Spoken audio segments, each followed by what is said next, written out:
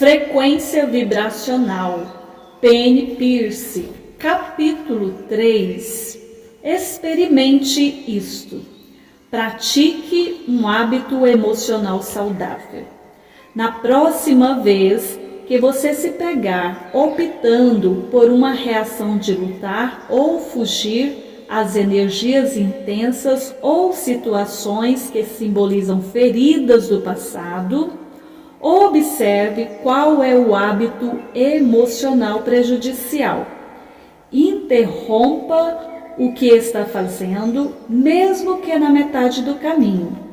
Descreva para si mesmo o que sente.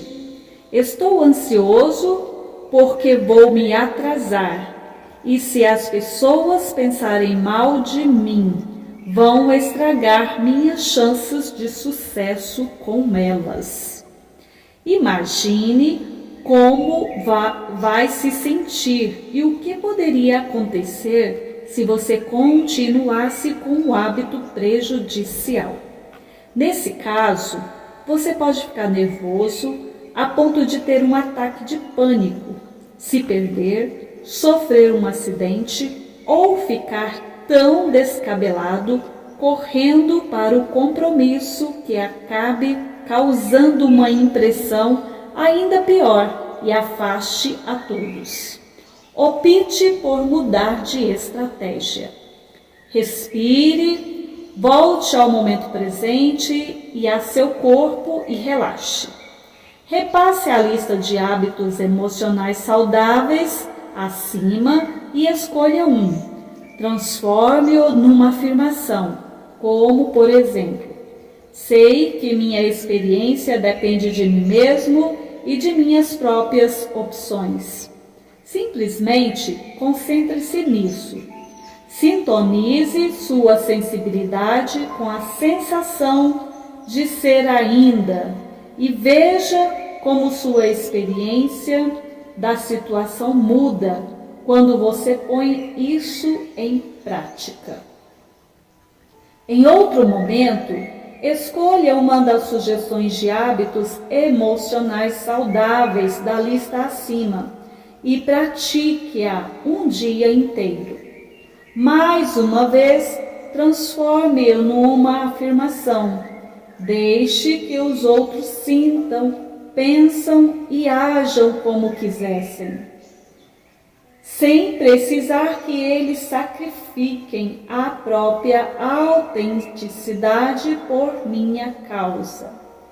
De que modo isso melhora sua sensibilidade? Os benefícios de sermos conscientemente sensíveis às vibrações. A capacidade intuitiva e a lucidez aumentam. Você toma boas decisões. A capacidade de criação e inovação aumenta. Você consegue materializar facilmente o que precisa usar, o que recebe. Você coopera prontamente com as pessoas e extrai o melhor delas.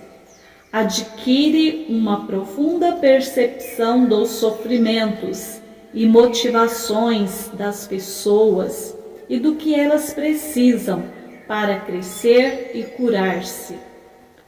Pode oferecer aos outros a ajuda, os conselhos ou a compreensão de que precisam.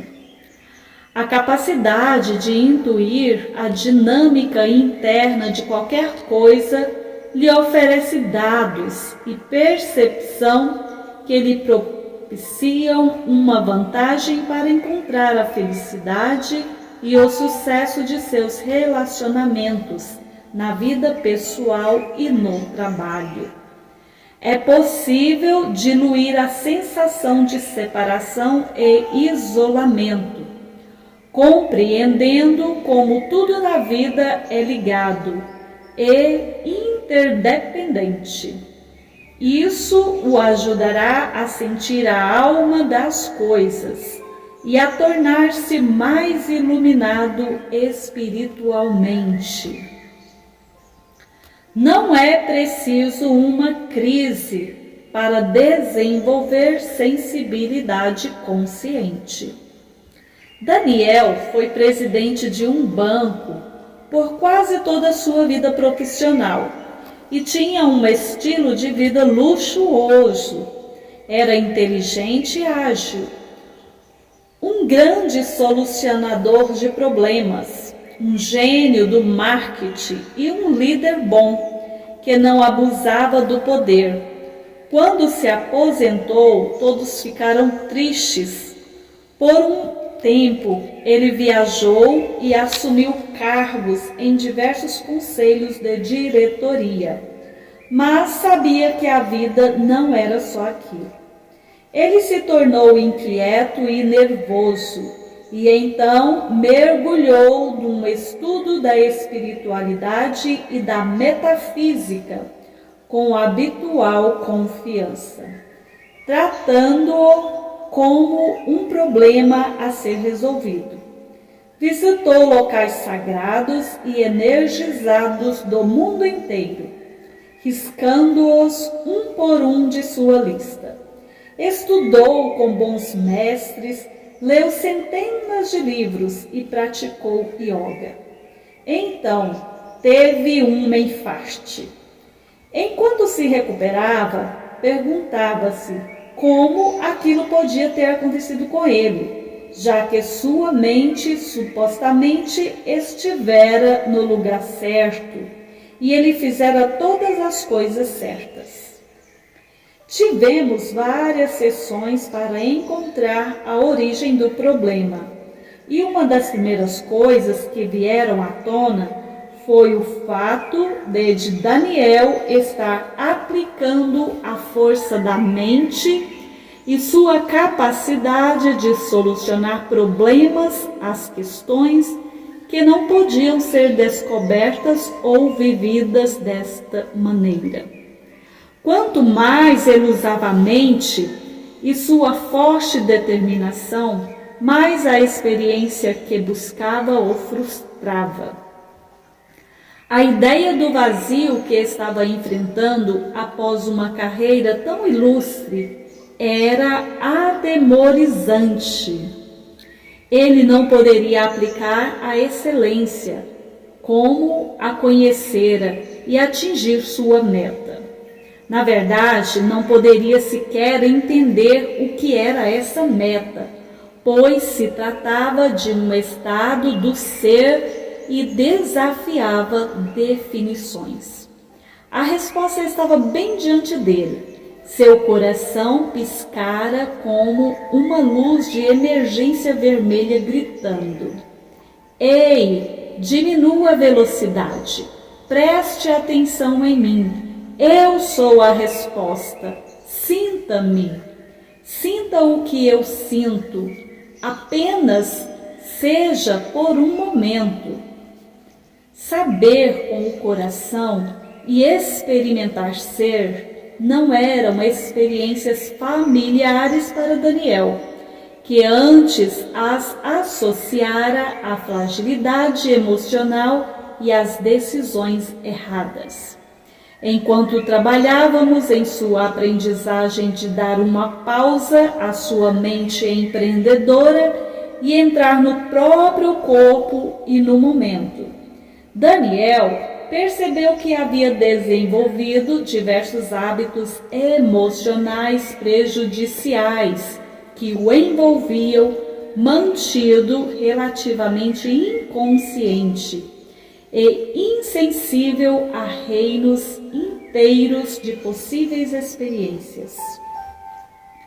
Ele aprendera a ser um vencedor desde criança.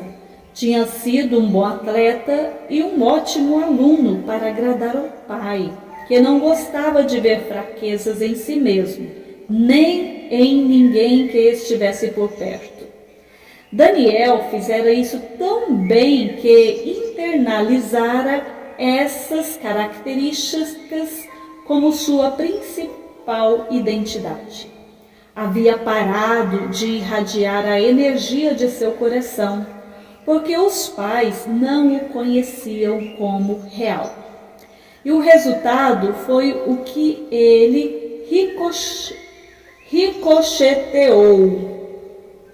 Ele não tinha percebido quanto seu coração sofria por não ter sido aceito e por ter se contraído. O enfaste foi uma grande liberação de energia. Na verdade, era sua alma dizendo: é hora de corrigir essa situação debilitante e começar a se exprimir plenamente. Não há nada de errado com sua mente, mas agora ela deve obedecer aos sábios ditames de seu coração. Quando tinha emoções mais fortes em sua época de presidente do banco, Daniel as suprimia e descartava, distraindo-se em várias dependências: trabalho, vinhos, carros e viagens, com exceção do gosto pelas descargas de adrenalina. Ele saía do corpo e vivia na cabeça, de modo que alguns de seus hábitos emocionais prejudiciais decorriam da decisão de fugir para evitar as informações provenientes de sua sensibilidade.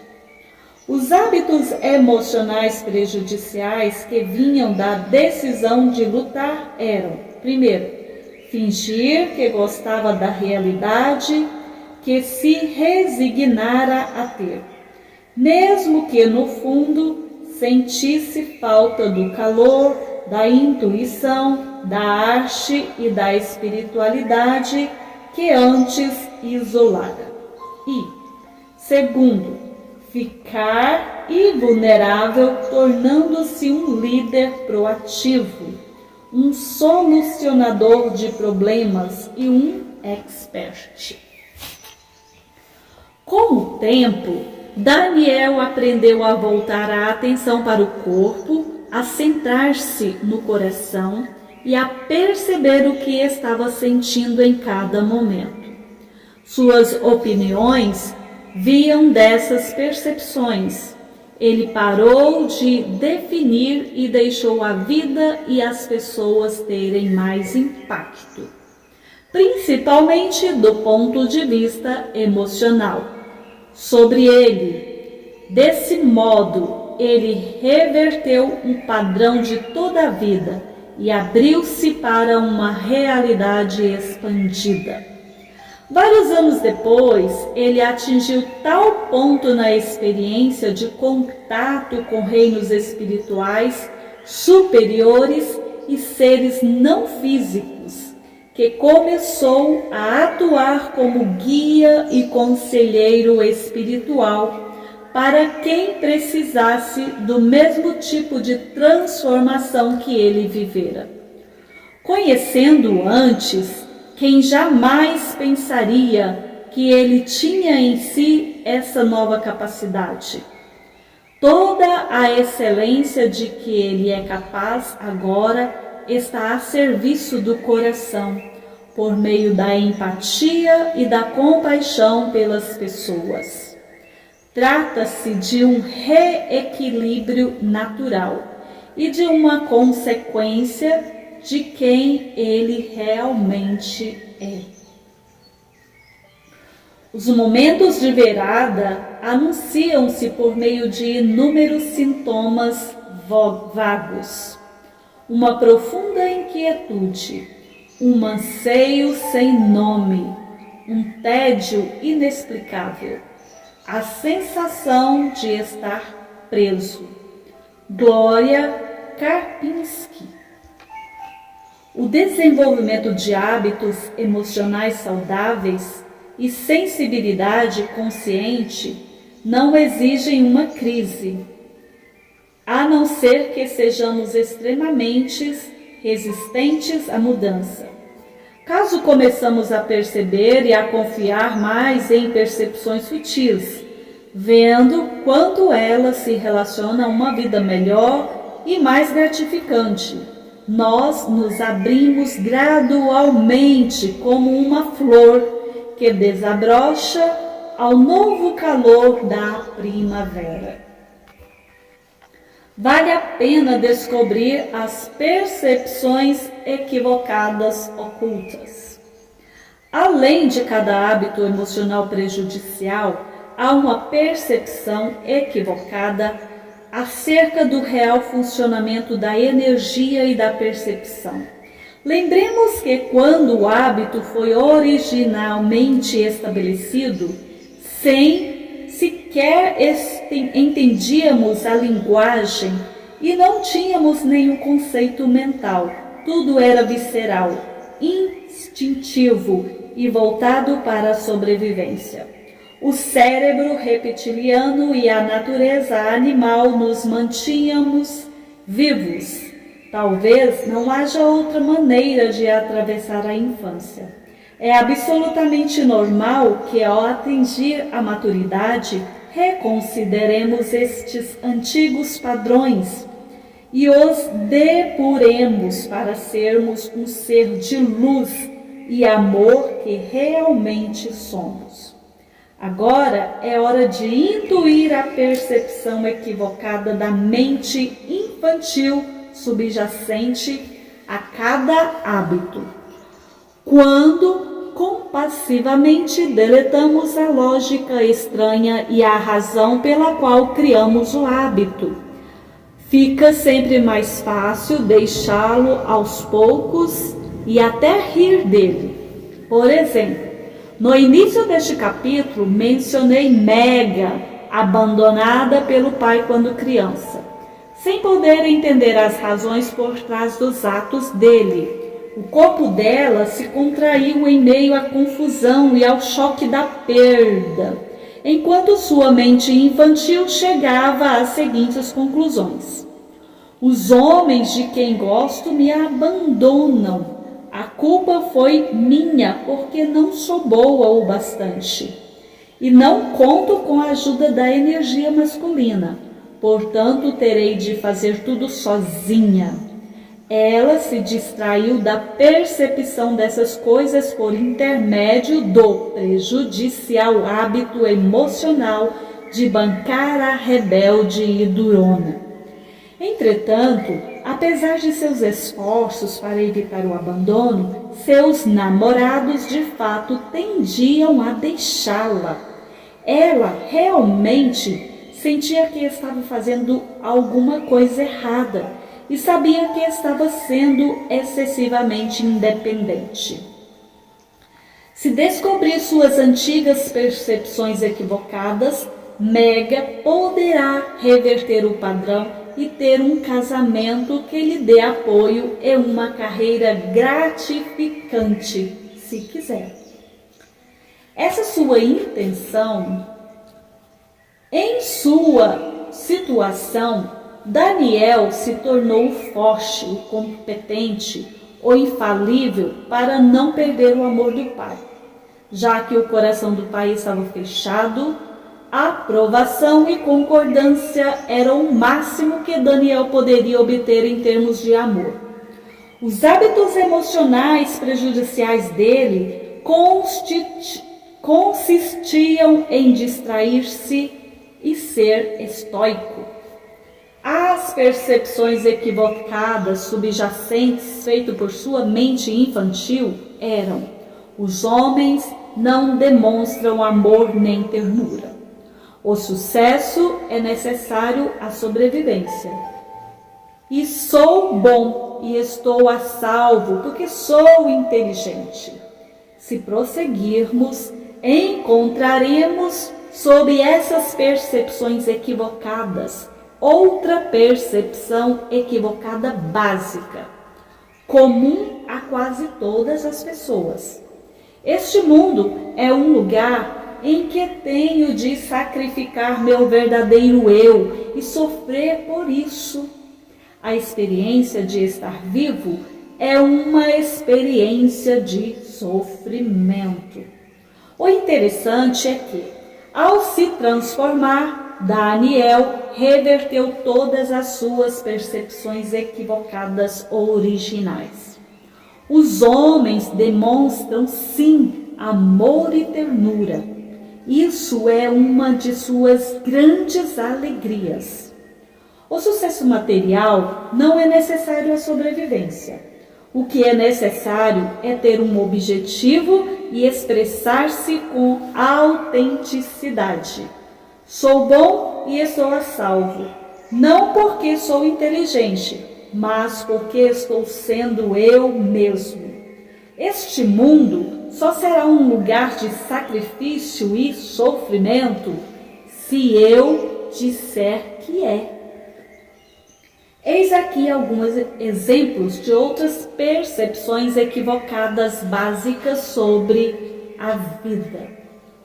O mundo, com sua loucura e crueldade, é maior do que eu, diante dele sou impotente.